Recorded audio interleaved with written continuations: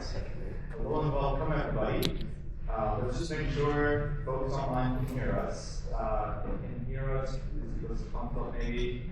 So we can see the chat. So we can hear. All right, great. Let's see if we can hear.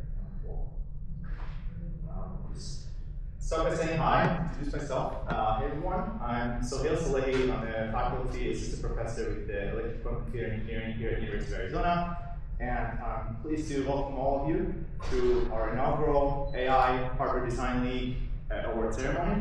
Thanks for making it here. And if you participated in the competition or you're interested to know more, we'll welcome you and we're excited that you're here.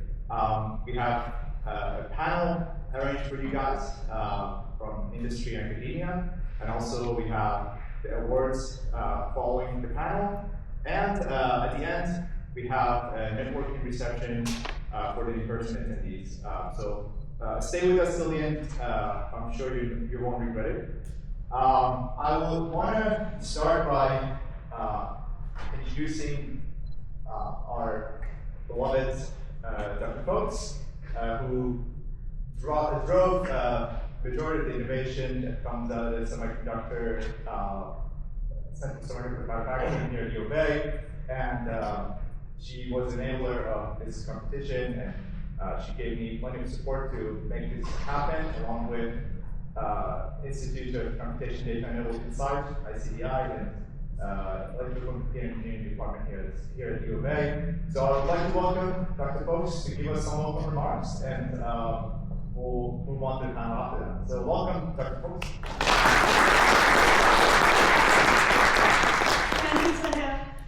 It's a great honor to be here and to see all of you who are here in person and to welcome those that are joining us online for this event. I want to open by acknowledging Dr. Salehi, because this was his brainchild. This was absolutely his idea, and we wouldn't be here without that, of course. And I want to acknowledge that it's taken an enormous amount of energy and effort from Dr. Salehi, but all of his, all the people that he dragged into this to make it run this first year. And so, big shout out and thank you for bringing us this far. Thank you very much.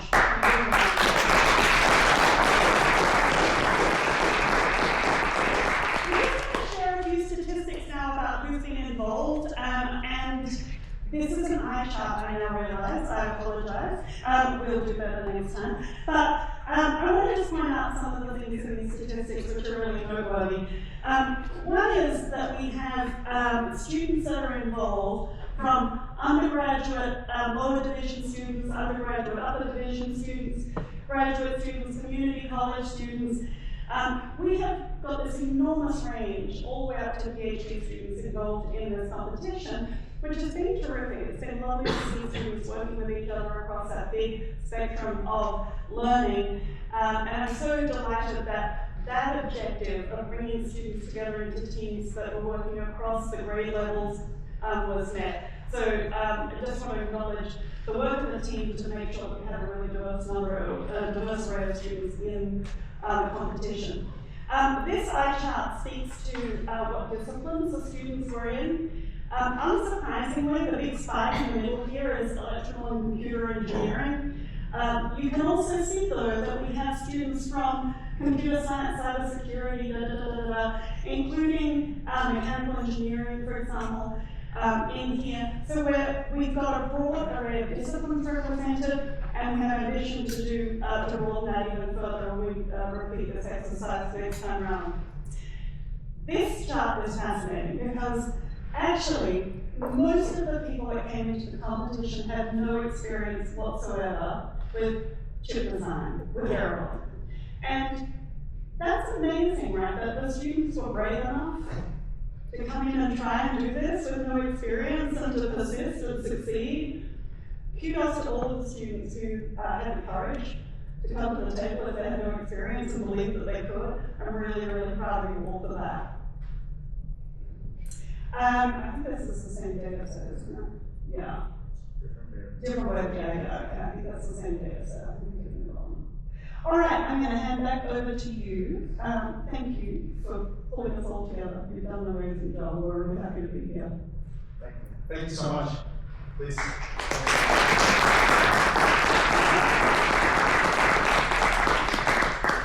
I would also like to give a shout out to all of our participants and also the institutions who helped us make this a reality. So we partnered with the University of New South Wales, Sydney, Australia, Digital University of Kuala, India, Heidelberg University in Germany, and the Indian University of Engineering and Technology, as well as Hanoi University of Science and Technology in Vietnam. And locally we had Pima Community College and Pasadena City College as our community college partners, along with U of A in this pilot run of AI powered design. So we are hoping to expand to more institutions globally next year. And as we grow this competition, we're excited to welcome more interested students and participants for the next iterations of HDL. Now, I would like to introduce you to Dr. Mark Van Dyke, our Associate Dean of Research and Professor of Biomedical Engineering here at U of A, and he'll be the moderator of our panel, and I'll pass it on to him. Just out of curiosity, how many students do we have in the audience? Undergrads. Undergrad students, raise your hand, be proud. Graduate students, and faculty, staff, others, all the way in the back, right? That's what the faculty said. And everyone from a STEM discipline? STEM disciplines of some type? Anybody from not from STEM? A STEM discipline? Awesome. Not enough. Okay. That helps. Because those of you that were reluctant to raise your hand, you're the ones I'm coming to first when we have the audience portion of the Q&A. All right, so that you guys can understand who this distinguished group is, I'm going to let them introduce themselves, talk a little bit, just briefly about your background, education, briefly what jobs you've done, but more importantly, what you do now, where you come from, and maybe a little bit about your company. And so grab the mic so everybody can hear you, and we'll go our left to right. Sorry. Hi everyone, really pleased to be here, and once again thank you Sohail for inviting me and hosting me here. It's an honor to be here. I'm currently Senior Director for our Toolkit at NVIDIA, and I actually joined NVIDIA just last year anyway. Prior to that, I spent a decade as head of reception for a company in Palo Alto, where I was part of research in advanced engineering and later on autonomy and ADAS, put together an in-house stack for computer vision and machine learning to deliver end-to-end entry driver assist type algorithms. I'm here at NVIDIA. I'm with a team that's been building, train, adapt, and optimize computer vision toolkit. That's part of the Metropolis vertical at NVIDIA. It serves a large number of small customers in the healthcare, robotics, smart cities, and industrial manufacturing segments. And I think the goal of this toolkit is actually, it's AI native, it's low code, it's very easy for people to download and set up their industries and go to market with solutions faster. And we really want to democratize the ability to use computer vision solutions at scale. And that's one of the goals of this particular toolkit. And I'm really happy to be part of the growing, exploding world of computer vision solutions, especially as hardware is scaling, as types of hardware are scaling. And I think there are more and more ways in which computer vision can be part of our daily lives. So I'm really excited to be here and hear more from all of you and be part of all of the excitement that's happening. Thank you. Thanks. You guys can pass and share the mic. Hello everyone. Steven Ozibo, I lead government partnerships and ecosystems at ARM. For those of you who don't know ARM, the work leader in semiconductor IP. We've been around for 35 years, and certainly here in the state of Arizona, we have an office here where we do quite a bit of work in the CPU world. This particular event is very heartwarming for me. My relationship with the institution under Lisa's leadership saw the ECE department and the university as a whole become part part of the Armed Semiconductor Educational Alliance. And that was the initial step. A lot of you may not know that within all of Arm's prowess in the semiconductor space, we do have an education division. We do support research activity. And because of our very unique role, we happen to be at the heart of a very large ecosystem, which includes partners like NVIDIA.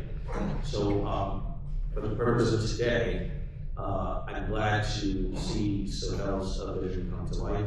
I'm definitely glad to see our initial cohort of fantastic teams. This correlates to a lot of work that I did before joining ARM, because I've been in the venture capital world, and I'm an ex-banker, and I'm someone who always bets on the underdogs. And the underdogs in this case happen to be folks who are part of that beginner chart, who've never designed hardware before, who've never looked at databases and tools that you're about to start using, and some of you reported back on. But even more importantly, the folks in this room who may take the knowledge and experience of this and start something really cool, right? Because we all know that if it goes down to the professor jobs, so Hill took them all. So we gotta look at other types of roles in the ecosystem. And I'm very, very glad to see some of you choose the path of just teaming up, building things, and being part of a large ecosystem. Now, from an ARM standpoint, we're here to support you, support your efforts, make sure that your teams, your faculty, the institution, and the ecosystems around you are able to use world-class tools and resources and be part of this new AI wave. So glad to have those type of conversations, glad to see opportunities to get this expanded. And for those of you who are thinking about year 2 operations, I'm pleased to tell you that you will be seeing a lot more partners come in and be part of this, and we're thrilled to be a part of it. Thank you. Great to be in the same room with basically NVIDIA and ARM. So my name is Jenna Rivera. I'm a professor at the Electrical Computer Engineering Department. But most importantly for today, I actually also am a fellow of the Center for Semiconductor Manufacturing. And then I have to say that years back, 20-something years ago, I was a student at UC Berkeley, and I never expected I'll be here today. There, as a PhD student, very quickly got into the semiconductor area and workforce in the center, Silicon Valley, where I spent a couple of years there, had also my own startup, and then now, later, basically, I came to the academic side. Why? At that time, I realized that innovation really, you have to spend some quiet time with the academic side, which is at UA. And then I know that today, after so many years, this is the chip area is back again. And then, of course, for Center for the Semiconductor Manufacturing Factory, so we actually come back strongly, go back to the workforce. I see some of my students here, awesome. And of course, I did not realize you come back to this meeting together with me today. Great to see you all. Thank you. All right. So we're going to start off with a question that's maybe more of interest to the faculty and staff, because I'm going to take advantage of this brilliant panel that we've got here to learn a little bit more. And then a question that's really more related, maybe more of interest to the students. So I'll ask a few of the questions, but I want you all thinking about your questions as well. As you hear more from these folks about their experiences and what they think and what they've done, and hopefully that triggers some questions in your mind that you'd like to ask them. So we will go to audience questions in a bit. But let me start with a general question about university and industry partnerships. I do a lot of that kind of stuff in my role in the dean's office, and they're always a challenge in one way or another. They're very rewarding, but sometimes they can be difficult. Sometimes they're very successful, sometimes they're not. Can you talk a little bit about each of your own experiences with university industry partnerships? How have you been engaged in those? What's worked, what hasn't worked? What sort of advice would you give us as academics to make this work better? Janet, what sort of advice would you give to industry that those work better? Cone of silence. Hello. Cone of silence. Anything you say here can and will not be used against you. So if you want to be critical of us at the University of Arizona, that's okay. We can take it. So just a little bit about your experiences in university industry partnerships.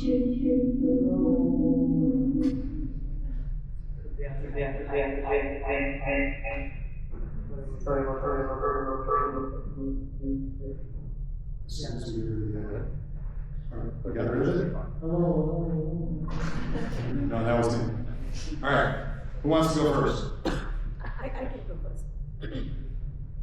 So actually I can speak broadly about this because I was part of university partnerships as well as I just got started. I'm also part of investigating how we can work also with universities and I just started investigating some of that because I joined last year.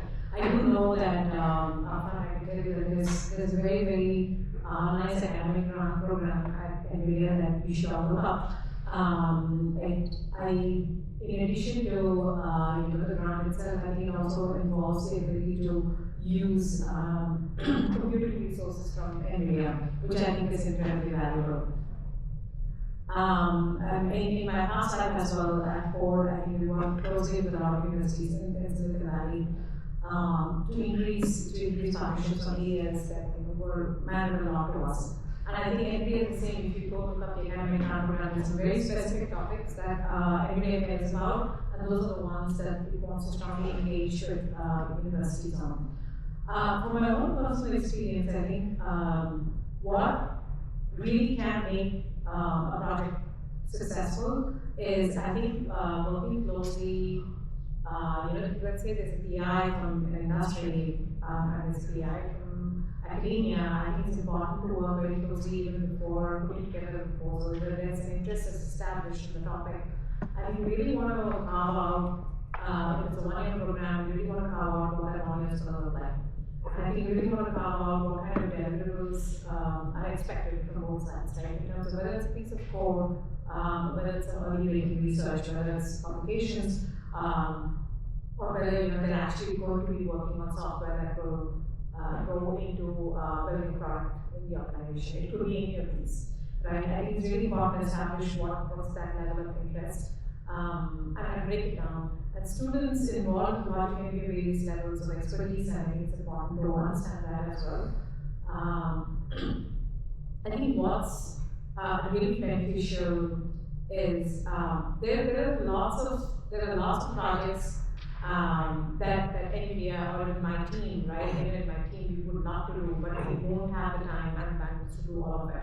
But there are many, many exciting things where we would love to, sort of have like an army of people to kind of go chase after a creative idea. And sometimes the industry will not have the time, and they will not have bandwidth to actually pursue that. And that's when I think universities and students, right, who are at their creative best when they are in grad school or undergrad, right? And I think that's when we want to really tap into that potential where there's no limit to the kind of fresh ideas that they can bring in and kind of expand and go chase after this really, really exciting subset of problems that can result in a unique solution or some kind of unique problem solution space fair that can benefit the organization, and not just the organization, it can actually benefit the industry. If I say computer vision, it could actually benefit the improvement of the computer vision industry as a whole. I think the way we worked, I worked in the past is, we work very closely directly with universities on the ground, and once it's successful, I think we work very, very closely with the students and with the PI, the principal investigator, kind of guiding and driving and making sure that there's enough support from both sides to make the project move ahead. Whether it's publications or we're actually writing a piece of software that can go into a larger library, maybe collaborate on open source software that can become a joint something that we can continue to maintain across beyond the grant as well. I think there are many ideas that we can come up with that can be fruitful for both industry and academia. So on the ARM side, ARM is not an education company, but we have a very, very strong education ethos. I mean, we started out in Cambridge, we started out with humble beginnings in the university community, and now we are one of the largest employers in the entire city of Cambridge. And this is really down to our very strong beliefs in research collaboration, research enablement, but that's happening at the graduate tier. We are one of the world leaders when we think about K-12 and STEM-based education tools and resources in ways where, even within a traditional university, we understand the pipeline that leads into curricula, that leads into, research opportunities, that also leads into job placements and internships and things of that nature. Quick show of hands, who has worked at ARM before? Anybody in this room? Interned at ARM before? Who wants to work at ARM? I see Connie's hand up. Who wants to intern at ARM? Right? So part of this relationship with not just the University of Home, but the ECE and Center for Semiconductor Manufacturing really started off with Lisa asking me these type of questions, where it was not just about research collaboration, research enablement activities, which, Janet and I have supported grant applications that she's put in, but it's saying, how do we even solve for that human pipeline, right? The human pipeline is where, by this time, if Sohail is able to do 3-4 editions of this, I want a situation where I'm calling out in the room and I'm seeing ARM colleagues and ARM interns and all of that. But we're not an ed tech company. We do have a strong education ethos. For us, it really starts with democratizing the knowledge, the information. You go on ARM Education and you'll see free online courses, free tools, free education kits that any one of you as a self-directed learner can pick up. But we also allow for our offices and our colleagues to work with local institutions to enable research collaboration opportunities. In this particular age, there's a lot going on in Washington, obviously, but prior to, we were working in lockstep with leaders within the ECE on looking at some of those enablements that will allow for co-creation, co-development, cross-collaborative research across a lot of areas. I mean, Janet will give some examples when she grabs the mic, but obviously we have that at our heart. Because we're an IP company, we very much live in a world of innovation and new areas of thought, right? And so that happens to fall very much in line with what can we do with communities of practice, such as these, that allow for us to bring in best of ARM tools and resources and leverage the partnerships we have. I must say within my role, because of the way government partnerships and institutional ecosystems are designed, I have federal, state, and international collaborations that we build. And that works very well, vis-a-vis what's happening now.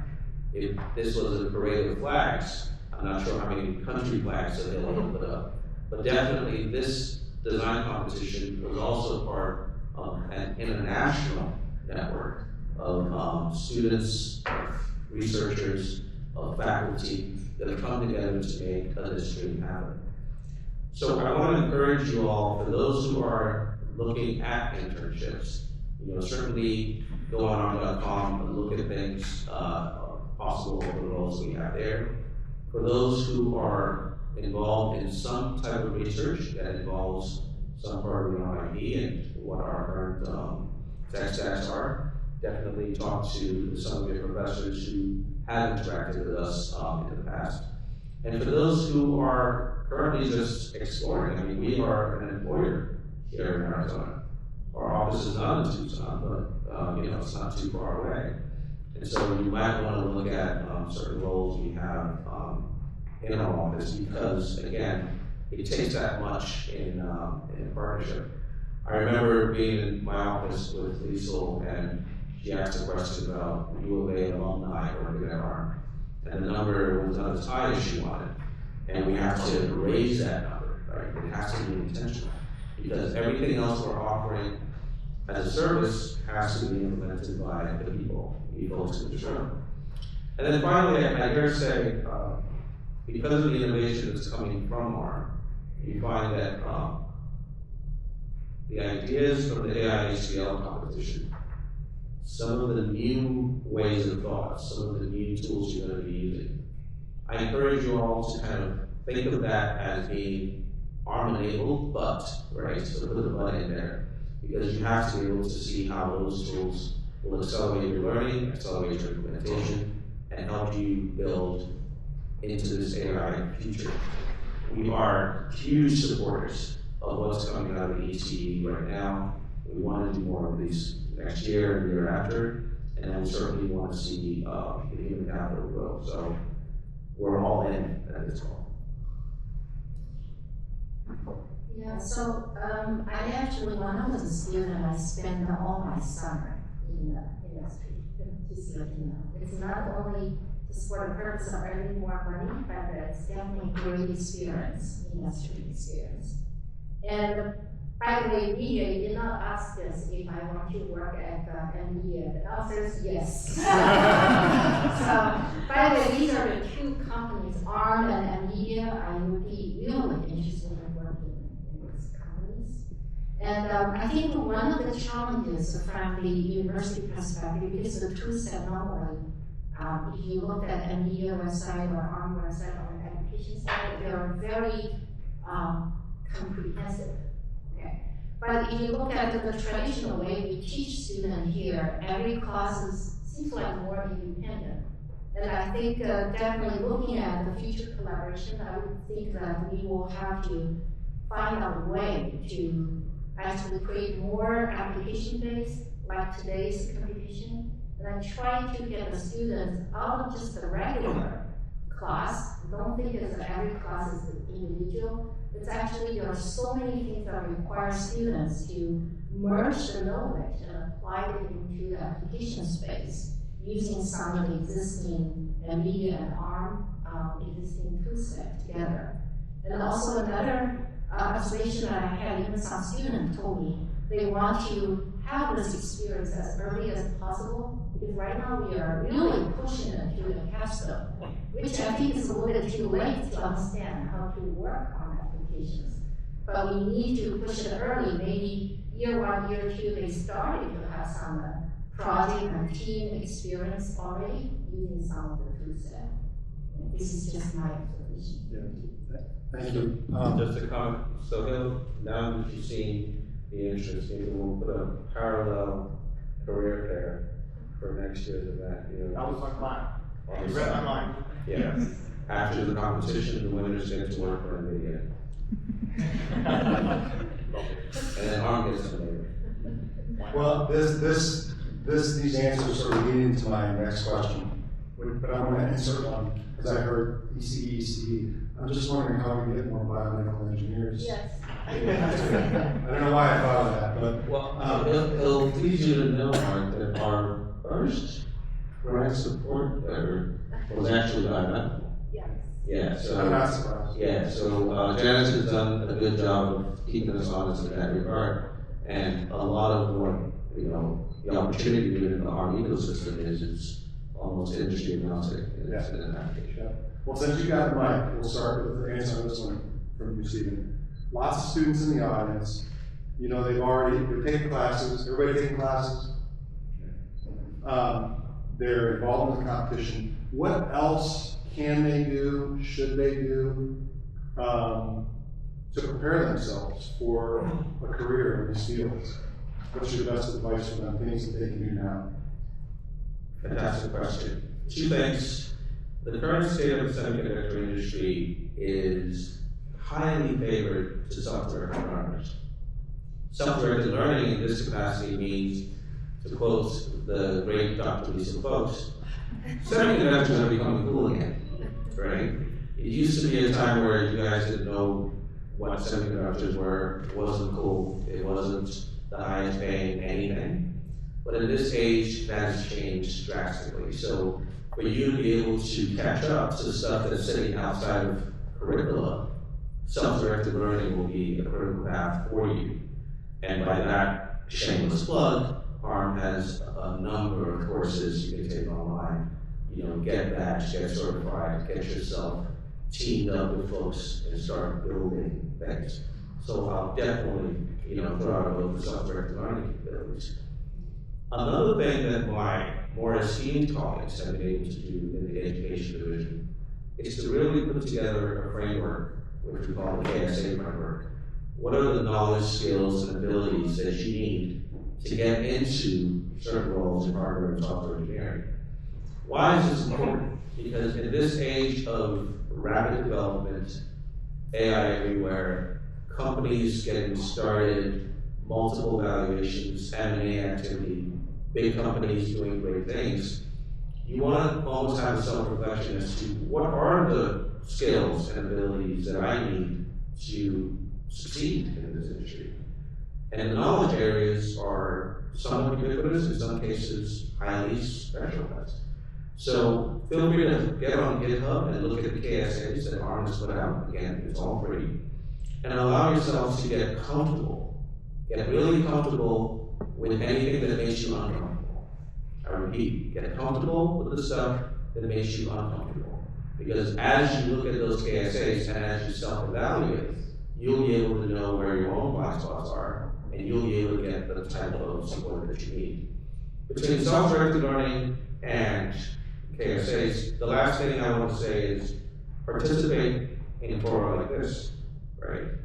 Forums such as this allow for you to test out your capabilities, for you to grow a new limb, for you to actually learn tools, resources, and skills, social skills, being in teams and all of that, which will work very well with the workplace. Because every time someone talks about, I need an internship at ARM, I need a mentor from ARM, I want to do a project or some type of research opportunity with ARM, my response is, how much do you know about ARM?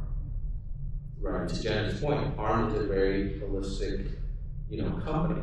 But you could come out and say, see, I'm doing research in storage, I'm doing research in CPU, I'm doing research in security. I'm looking to do X and Y, and then I can get you those resources that are tailored to that particular interest that you have. So allow yourself to be a self-directed learner, get acquainted with the standard frameworks that you need in the industry today, under the KSA requirements, and then for sure, involve yourself, participate, raise your hand, say yes, exactly what got you in this room. Because AI HDL was an idea in Sohail's mind. It was an idea. And he talked to Lisa, and Lisa talked to me, and we got together and looked at it, and we said, why not? But right now, streaming to the audience, the content from here is going to be taken. I can assure you, there are 3, 4, 5 other ARM partners who just by invitation to seeing a link about this event were like, hey Steve, what is that? How can we be a part of that? So one idea has led to multiple industry partners wanting to come back on this campus and interact with you guys, not us. There's no commercial interest here. I'm not trying to sell you on ARM t-shirts. I do have some big boxes, so. Buy 3, get 1 free. You know what I mean? But that's about it. Stay on the track of self-directed learning. You're on a very interesting cusp in terms of our humanities transformation. We talk about industrial revolutions. The AI revolution is one where you can't stand still, you can't sit still. Understand the frameworks that will allow you to succeed in the industry, because you can't fly blind. There's a lot of things going on. And then by all means, participate, participate, participate. Thank you. I'm going to ask you a different question. What is the hottest new program you manage? What is the hottest new programming language? Show of hands. Anyone? Shout it out. On that. English. Yes, that's correct. I think one of the biggest things that AI has achieved in the last 5 years, I think, is really democratizing the ability to write software. Right? You really don't need to go through Including textbooks, 20 hours of coding every week. You don't need to go through all the exercises and code to know how to write code, right? Really, there's so many tools out there. Even for those of you who know how to code, you can do it faster now. Unit tests can be automated. There's so much automation out there. There's so much that can actually help you write code. That there's one thing that should never be a problem for you to try anything that's out there in the software world. It's no longer restricted to people who had training or classes in Java programming when they were in high school. It's no longer, it's extremely democratized now. Anyone and everyone can write code. And then that means that you don't have to be for the computer science department or the engineering department or having taken courses. You can be from any department, any field, and you should be able to leverage the power of AI to build applications, not just pieces of software, but you can build applications, you can build tools, you can build small to large scale solutions for the problems you're working on. And it actually gets more interesting because when you're working in a domain, maybe it's a non-engineering domain, maybe life sciences. For example, you have deep knowledge of the area, unlike someone in engineering, right? But and you have all the tools available out there to actually take it and build a solution for the area in which you are an expert at. That barrier has been removed now. You don't have to rely on someone else to do it. So I really encourage you all to think about software as being something that's very, very easy and very, very rich. Anna, any thoughts? I think that I all agree with all of what you guys have said. For me, actually coming back is I did see a huge spectrum of opportunities for the university, especially the combination of both AI and basically BSI design. We know that certain portion AI right now is basically can take over very quickly. Coming back to the theme today, I think of course a lot of people compete with it here. Some challenges still exist. For example, the back end, the PDK, you need to know what exactly the bottom where you fabricated, and some of those PDKs are not exactly open. And then the other side, I think the AI, of course, when we approach to self-programming and all this, it also probably get confined and limited by some of the information limitation or the knowledge limitation as well. Personally, I think as I'm on the edge of both basically industry and also the university side, I think the students probably also need to realize where the limitation where we are and which direction we need to further improve ourselves. Thank you. Okay, so now we're going to move to audience participation. So think about your question. So if you ask a question, I have a treat for you. You can either have an M&M, or if you have a peanut allergy, I've got shooting gun bear sort of things. So no, I'm taking moderator's prerogative. I've stolen Sahil's M&Ms. Unfortunately, you can only have one M&M. So maybe it's not such a great question. But anybody have any questions for this panel? Part of the reason he gave you this job is I have long legs and I can move quickly. So I will bring the mic to you. Just shoot your hand up in the air. Now's your chance.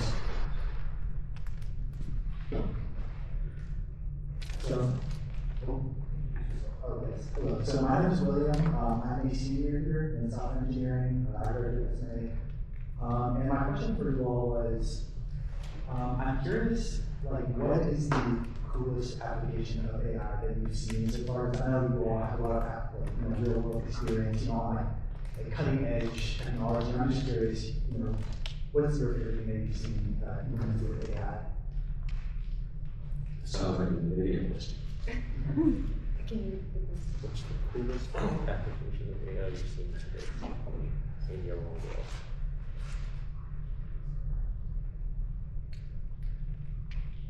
I really think the applications in the manufacturing industry are probably the coolest. It's an industry that automation can actually really change both the cost and efficiency. And in some ways, it's sort of a chicken and egg problem, right? If you think about the manufacturing industry, they manufacture chips to write software that can be accelerated, but the process of making the chips can actually be accelerated by the software. And I think it's one of the coolest things happening right now, the ability to produce chips at high quality, the automatic optical inspection is happening. That's being now driven and fueled by AI solutions. And my team actually is one of the teams in India who are actually working closely on delivering some of those solutions. So I can see firsthand how interested industries are in bringing AI to scale up and reduce the cost and increase the efficiency of the entire production workflows at scale. To me, I think there's probably no more practical problem than this to solve. So I have the undue privilege of seeing a lot of things that aren't, because we're the brain of the world's AI. Sometimes it's quite interesting the kind of fun my colleagues get to have. So, shameless plug, we do have an AI partner ecosystem, which any of you can check out and see all the AI partners doing some really cool stuff. So, without trying to show any favors or favorites, I'll say we've seen quite a lot going on within the manufacturing space, within the general material science space. I mean, the reduction of time to market in the chemistry of storage systems through AI. Incredible. I mean, you're talking about future chemistry for storage systems in automotive or general infrastructure, where right now, similar to the AI HDL, folks are designing and optimizing in a fantastic way. Biomedical was brought up by a certain moderator. That piece, when you put together healthcare, biomedical, biotech, that entire ecosystem, mind-blowing as to what's going on in that space right now. And we're quite privileged to be part of the human genome becoming something that, it's not just taking time to market to amazingly shorter times, it's just the smarts about it and the tools and how industry is adapting. But I've also seen fantastic stuff on the policy side, where we're recognizing that there will be bad actors and having to put guardrails in place. And so there's a school of thought that acknowledges all of the forward-thinking activity and also tries to really ring fence around policy environment. So just yesterday, our chief commercial officer put out a blueprint. You should all check it out on LinkedIn. To kind of show organizations the pathway to this AI future from the lens of ARM, which is very incredible because we've not done that before. We usually don't like to be the thought leaders. We recognize that we are, but ARM has always been a humble participant. Now we're in Arizona and we're having to talk a little more. So I want to say it's an incredibly exciting time, right? In the education space, what OpenAI is doing with democratizing learning capabilities in media and entertainment.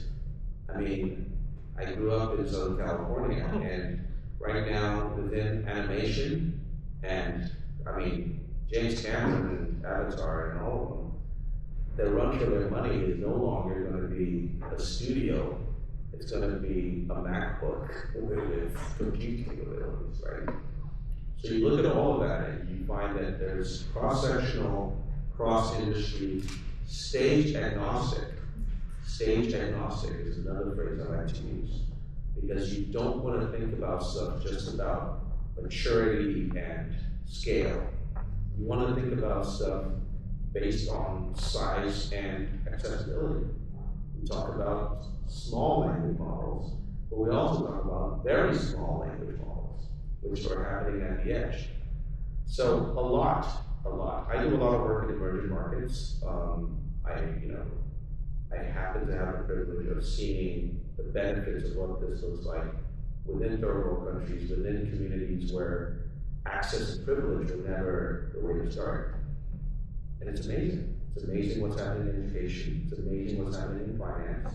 It's amazing what's happening in healthcare, as I mentioned, in policy environments. And all of this is coming together because young minds like yours are taking a plunge and are experimenting. So to everyone who was part of this inaugural activity, I applaud you and I say, yeah, there's more where that came from. That's a great answer. You captured it. So now, if I get one M&M, is that called an M? Yeah, that's an M. Okay. I don't have Janet, did you have some additional thoughts on that question? I just want to add on to medical application.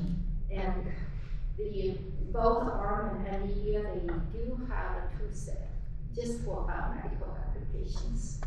This is a very active work, and one reason is we know that the basic healthcare eating up probably 1/5 of GDP. So because of the edge computing capability that can be established by both this two company and toolset, that allow us to do a lot of interesting real-time health monitoring capability, and that can happen at wherever we are, at home, at the nursing facilities outside the hospital.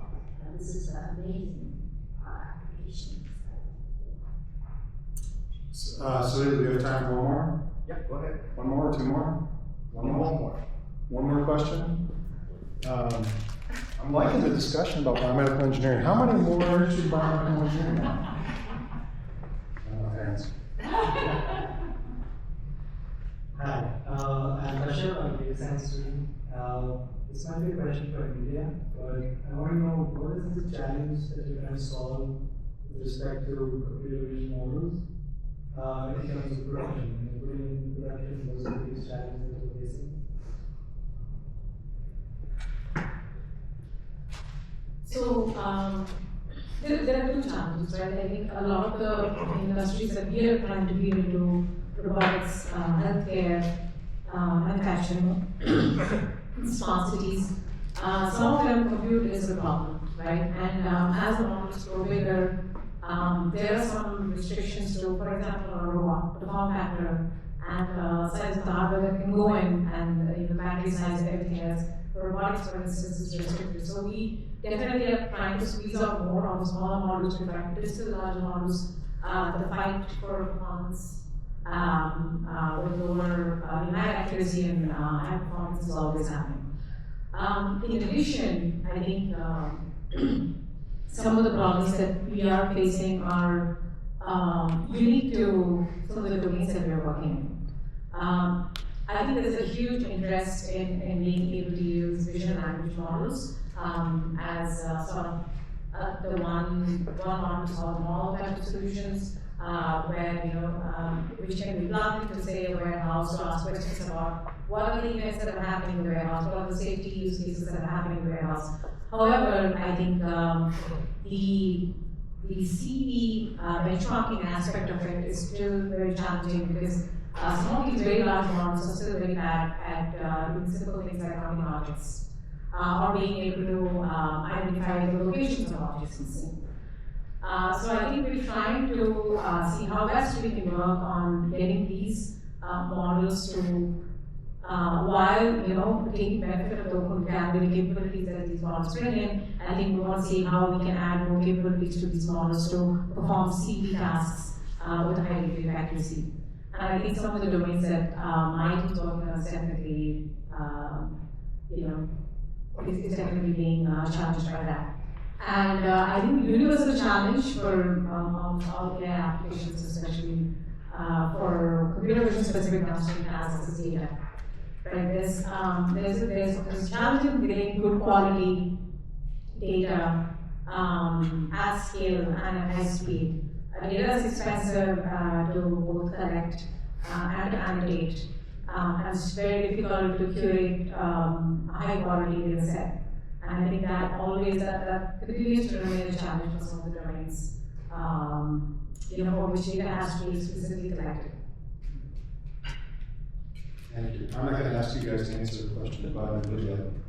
No, it's definitely not about NVIDIA, but a shameless plug about NVIDIA. NVIDIA gave a NVIDIA, not NVIDIA, so not to be mixed. She doesn't have trademark rights for the name of her company. It's just her name, NVIDIA. So NVIDIA gave a big talk earlier at the conference room, and the spectrum of work that she put out, at the end of it, she reminded the audience that if we were to drill down on certain areas like security, for example, it would have to, like, we could come in as Arm and NVIDIA and give you guys a whole summit around that, right?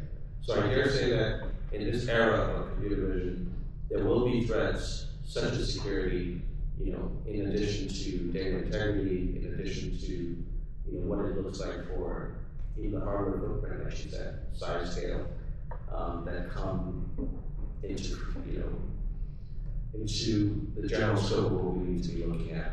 And as ARM, it's hard for us to just talk about that without name dropping, right? So I urge you all to look at a website that's called Made Possible by ARM.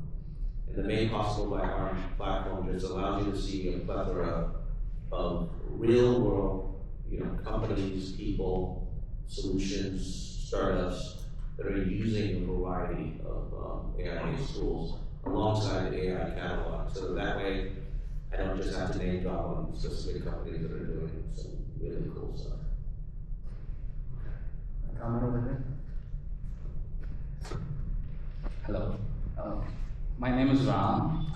When Sohail invited me to be on the panel, I declined it because it was at the last minute and didn't want to add to the confusion or anything. But given that I see a lot of students here, I just wanted to introduce myself also. My name is Ram Sundaram. I'm part of, I work at Texas Instruments. I'm a product execution manager there, but I just wanted to share my thoughts along with the panel members here. Just wanted to say, when Stephen said, yes, ARM is in Arizona, I want to go one step further, that Texas Instruments is in Tucson. And we have over 500 or more members working at TI. So this is where industry wars start off. In a classroom, with friends. We were all friends when we got in here, right? Absolutely. Here we are at Texas Instruments throwing shots, but we'll take it outside. We'll take it outside. Yeah. And I'm also a talent selector, specifically for UOA.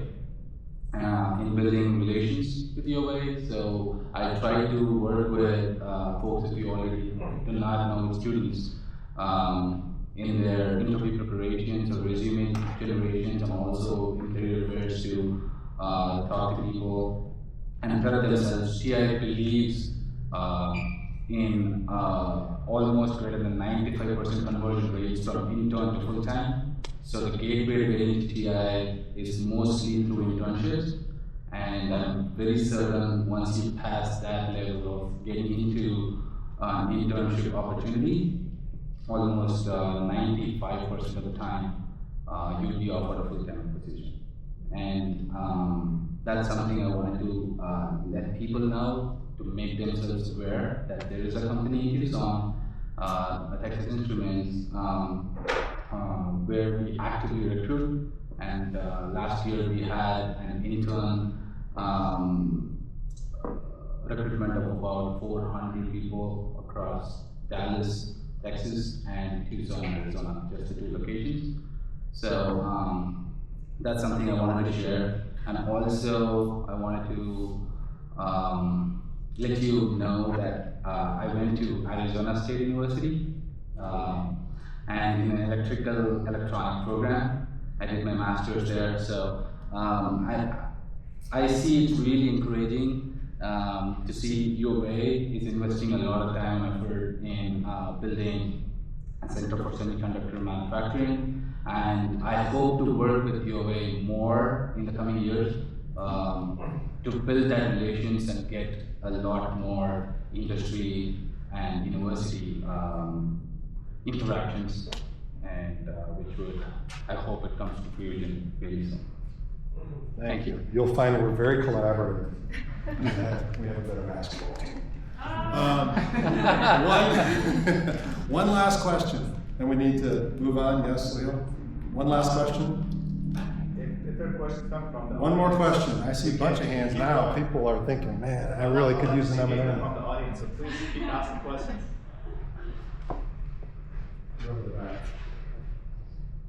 Hi, my name is Jacob. Aside from the advice you've already given about self-directed learning, with your current perspectives on AI and the industry at large, what advice would you give to just the student body at large?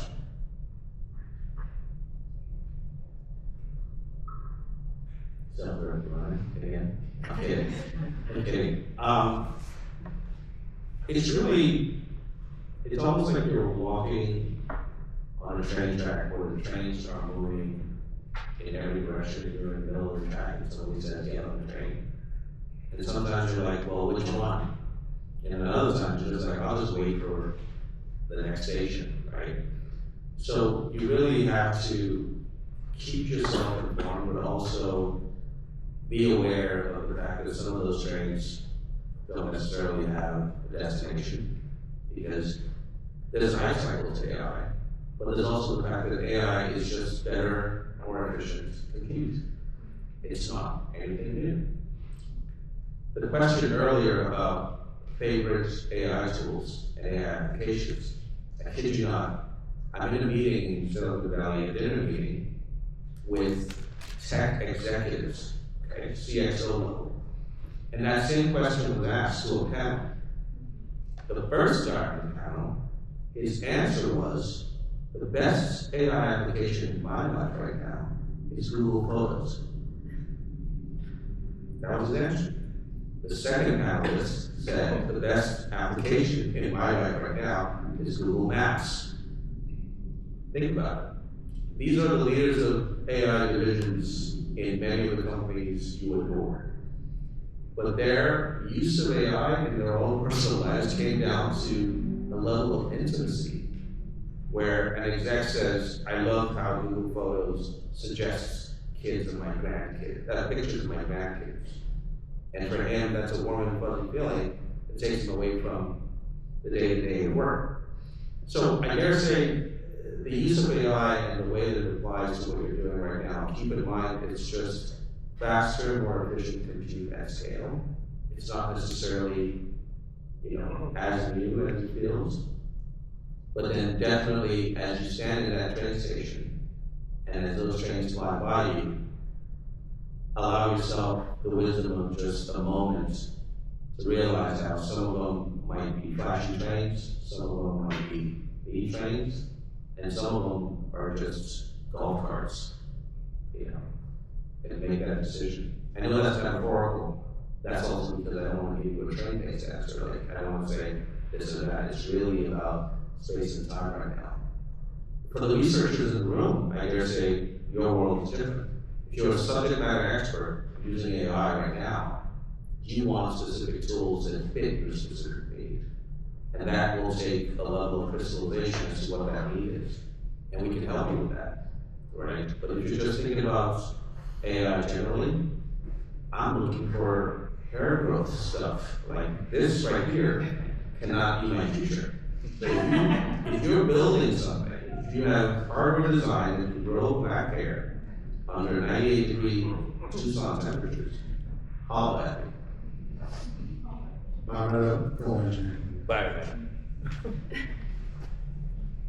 I'll give you some advice that I was given actually, especially here in India by some of my seniors. Technology disruptions have a cycle. And there will always be, if any technology is currently disrupting an industry, you'll see there will be a period where there is interest and then there's hype. And then there will be some growth and then there will be some plateauing. I think you really need to watch how this happens across different fields and different domains that are around you. And you have to assume that a lot of things that you know right now are not going to be useful 5 years from now. So it's very important to understand these cycles of growth.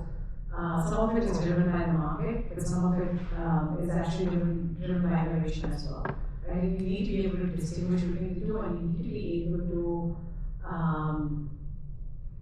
make sure that you find yourself in a position where you're able to stay updated on some of the key changes that are happening. Not all changes are driven by innovation. Some of the changes are driven by market. So you need to be aware of which changes are driven by true innovation and which changes are driven by market. And I think you need to be able to distinguish between the two and put yourself in the position that you are valuable, and the skills that you have are always going to be valuable. Yeah.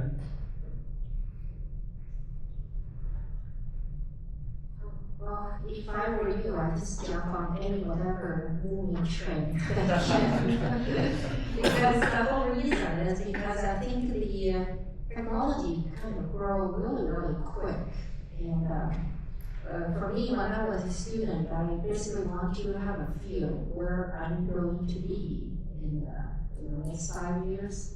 And then, so the experience is very important. Experience combined with background.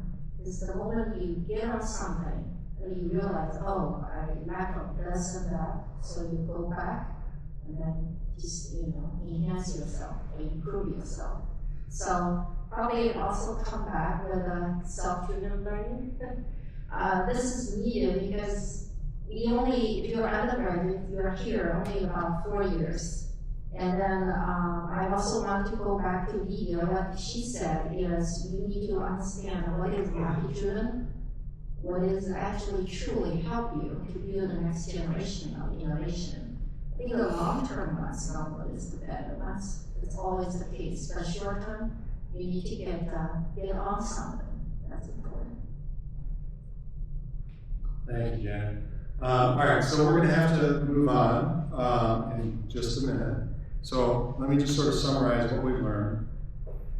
We've learned that this audience doesn't really care for M&Ms or gummy bears, number one. And I think number two, the most thrilling application space is clearly bioengineering. Right? Wow, you're a tough crowd. Okay, so what we'd like to do now is first thank our panelists by show of applause.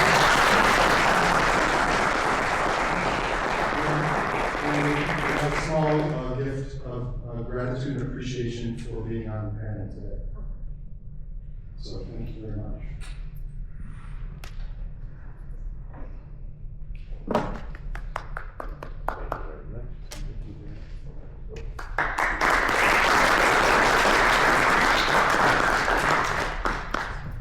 All right, back to you, Sahil.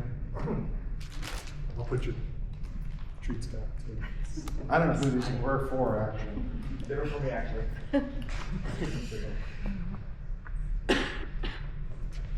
Thank you so much. Please round of applause for Dr. Van Dyke.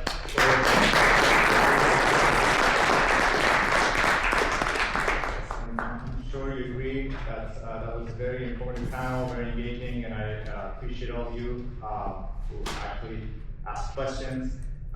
Or if you have any questions that you didn't ask, we have these folks going to be here for the rest of the event, so make sure you, during the networking hour, stop by and say hi, introduce yourself, and tell them about the amazing things you're doing, especially if you're a graduate. If you want to get hired, they're here to encourage you to do so. All right, and I think it's the right time, maybe also to thank our sponsors, Media and ARM, and of course ICDI, Center for Semiconductor Manufacturing, and ECE department here at U of A. It was a collective effort to make this competition happen.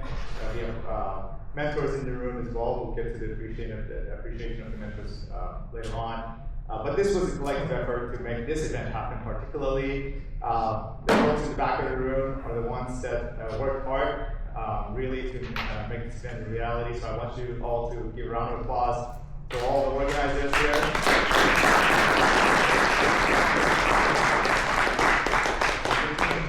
Actually at the end. But for now, before we move on to the award piece, eating suspense, right? So I want to give you guys a break. Grab some water, take a break, and once you're back, we'll be going forward with the awards and the part that you're here for, if you're a participant, and if you're excited to know who won the first competition for our design league. We'll be back in 10 minutes, 5 minutes. Tell me 5 minutes. So 5 minutes, we'll go with the awards.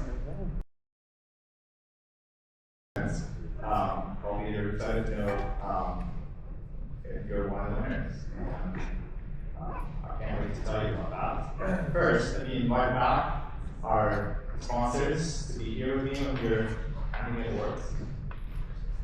And where is Jen? Please come to the front so that we can work together and celebrate these guys. So, the timeline, this is what the timeline looks like, what we did. So we started registration in September. October is when we had our kickoff event. November, we started with design phase 1. December, we had design phase 2. Moving on to January, we had design phase 3 part 1. And February, design phase 3 part 2, which is the final part. And we started with the basics, the fundamentals of getting the initial design set up. You guys added some functionality to your designs to take it to the next level, and then you optimized it for power and performance and area.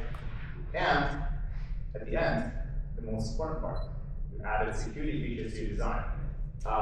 So something that was mentioned, right? There's a lot of focus on designing secure computers, secure chips. And this competition, one of the areas that we focused on was introducing security as a metric to be used through the design time. And paying attention to security at design time helps fix a lot of issues that might come up later. Because especially you have to know with hardware, you cannot change it easily after it's built. So if there is an issue in your chip that you design and it's fabricated, that issue means there's additional cost for redesigning and remanufacturing. So being able to incorporate more security into your design at the design time would help prevent those costly changes that come after. So I'm glad that we were able to introduce you to hardware security as a concept for this competition as well. And now here we are in March and the award ceremony. We have 11 finalists, so we had 50 finalist participants out of all the participants that we shared with you earlier this time. And we have some best design categories. We have best energy efficient design, best area efficient design, most secure design. Then we have best design in lower division, which is our bachelor students and community college teams. And we have the best design in upper division, which is our master's students and PhD students. And the ultimate winner is the best design overall. And the prize for that is $5,000, the first seat. So let's see who wins. We start from third place on the upper division. So please, a round of applause for Team Chip X from U of A.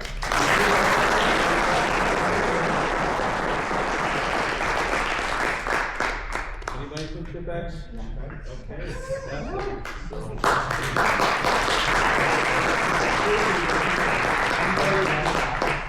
Okay, they have classes, so Birmani, we give all the certificates to you, and if you can stand here, we can take a picture.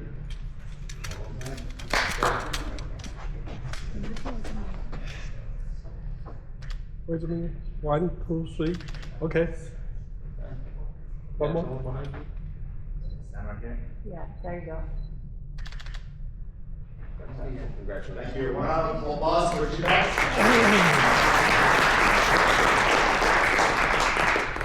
I don't know if anybody from Vietnam is awake and watching us online, but I have good news. Second place in the upper division was tied between two teams from BNU, University of Engineering and Technology, from Vietnam. So please, a round of applause for them.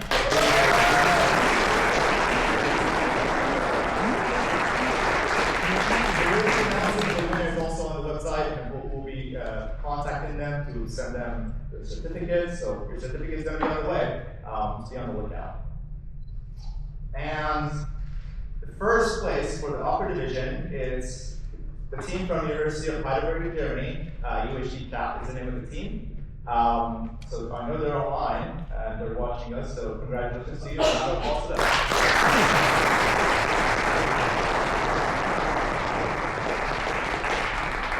So, of course, we had a different distribution for upper division teams and lower division teams. So we had more lower division submissions compared to upper division.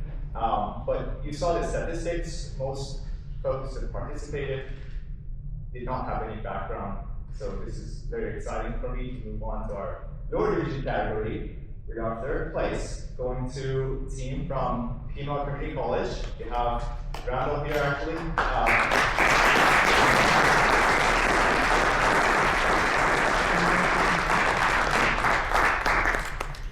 These are all the certificates for your team members as well, so feel free to share with them. You can take a picture as well. Yes? Okay. 1, 2, 3. One more. Okay.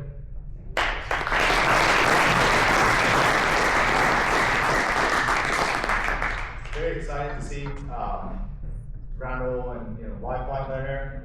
Excited to see the outcome of your team. Very good work, and we're not done yet. So we'll move on to the second place, which again was a tie.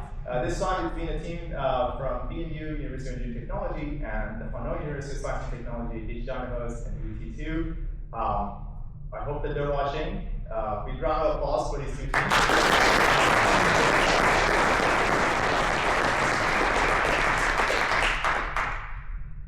And we have the first place for lower division, AI or Die. Funny name. I like it. So come on in the front, please. I know that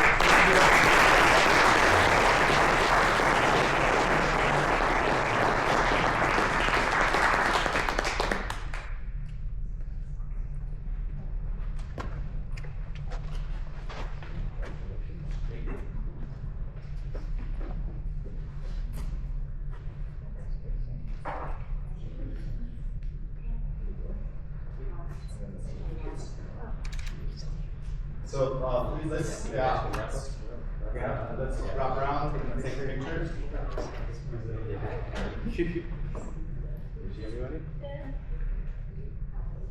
You're not blocking me, it's good. Yeah, you're fine. And Take good pictures.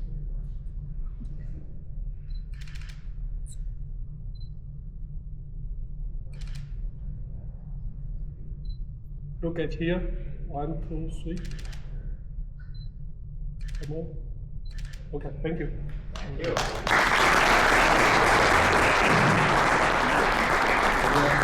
Congrats to this team. I made a train station reference earlier, not knowing that the winning team will be AI or Die. We have to have a conversation about what trains they are. Start there. Just protect you from yourself. Amazing. Yes, a big round of applause one more time.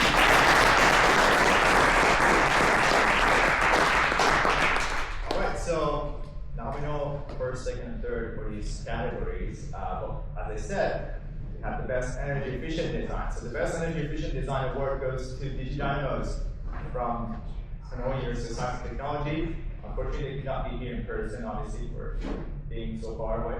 But we'll make sure that they will receive the certificate for this for their effort, and we're excited to see them again next year to participate, and hopefully they will win more awards. Why not? Best area efficient design goes to Community College here at Arizona, Pima.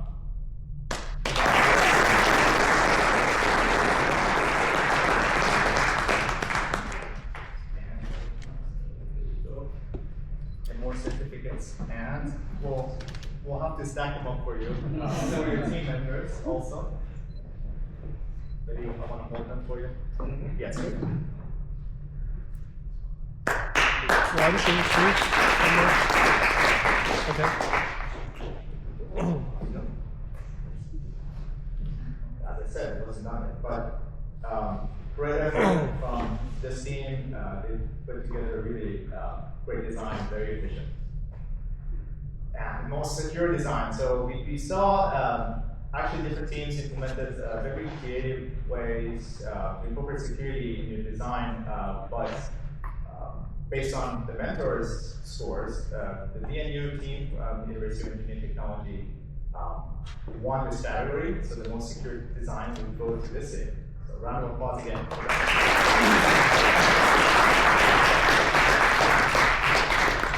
And let's see.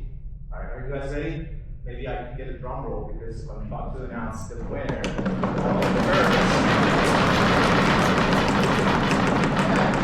it is. The other die.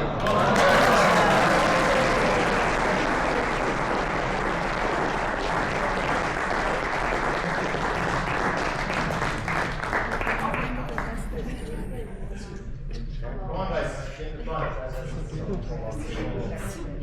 Spend the money on trains, come on.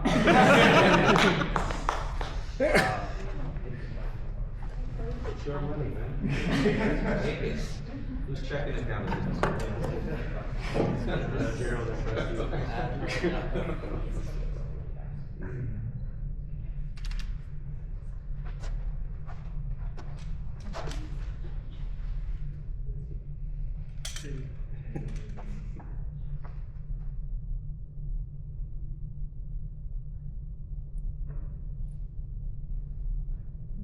Okay.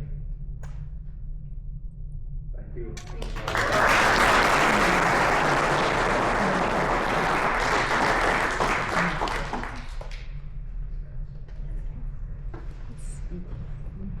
Well, very exciting. This team pretty much dominated both undergraduate and college division as well as overall competition. They had a fantastic design. They got a really high score in all categories. So happy to see the winners here, and glad that we could make this happen for you guys also to take something with you, enjoy participating, and hopefully we'll see you next year again.